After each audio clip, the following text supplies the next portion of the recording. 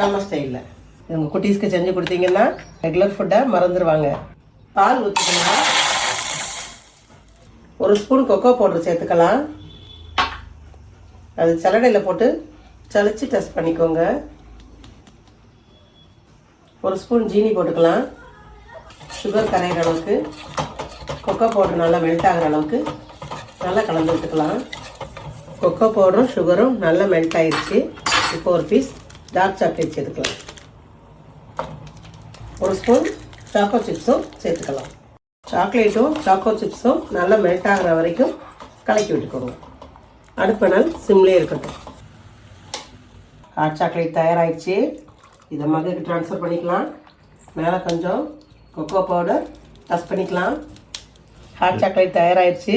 இதை குட்டீஸ்க்கு செஞ்சு கொடுத்தீங்கன்னா மறுபடியும் கேட்டுகிட்டே இருப்பாங்க. செஞ்சு பார்த்து கமெண்ட்டில் சொல்லுங்கள்.